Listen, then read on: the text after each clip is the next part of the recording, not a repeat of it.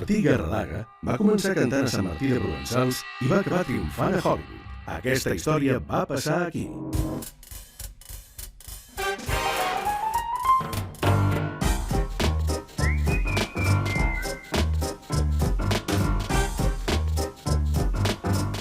Som al carrer Gran de la Sagrera i aquí va néixer en Martí Garralaga, l'actor català més important de Hollywood.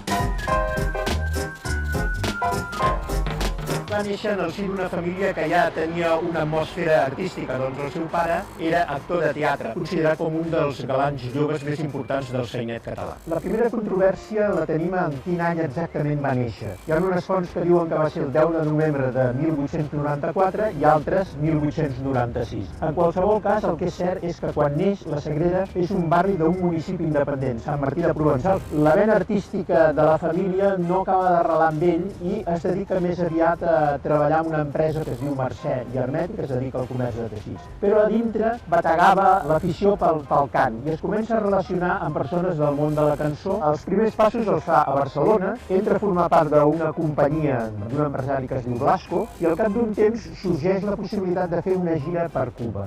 Marxarà d'aquí, però el que no sap és que ja no hi tornarà mai aquí. Marxa a l'any 20, però quan arriben a l'Havana succeeix una cosa. A la gent de la companyia no els hi agrada aquell país i aleshores uns decideixen tornar i uns altres es decideixen quedar. I ell decideix quedar-se. I a partir d'aquí comença una successió de trajectòria en el món de la cançó lírica. Ell alternava òpera i sarsuela i entra a formar part de diferents companyies de diferents empresaris. Això li dona possibilitat de fer un ample recorregut per països de Centroamèrica i de Sud-amèrica. Va consolidant la seva imatge i el seu nom com a tenor líric.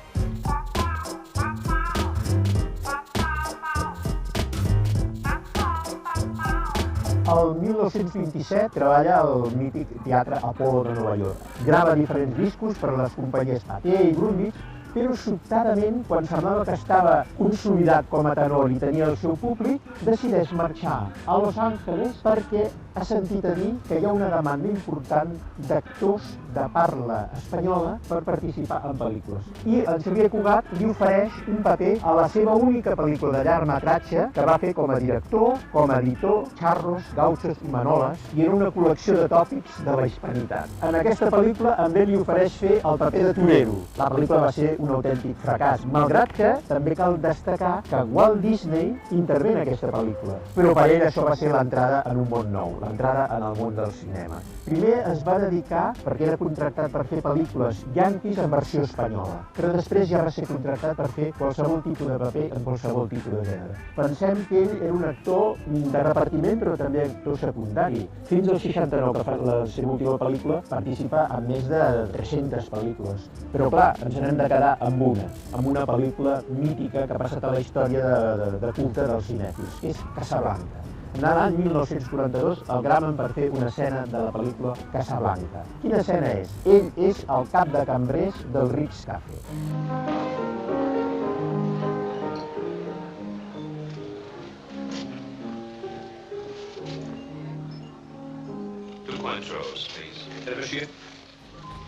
A part d'aquesta pel·lícula, que va ser mítica, ell en va fer moltes destacades, no? El rei del jazz, Un hombre solo, Las nieves de Kilimanjaro, La carga de la brigada ligera, Por quien dobla las campanas, en fi. És un seguit infinit fins que va acabar l'any 69 rodant Donde está la tía Alice. No va ser l'últim que va fer, perquè ell també havia gravat molts episodis de sèries de televisió. I l'última que va fer va ser l'any 71, Audaz es el juego.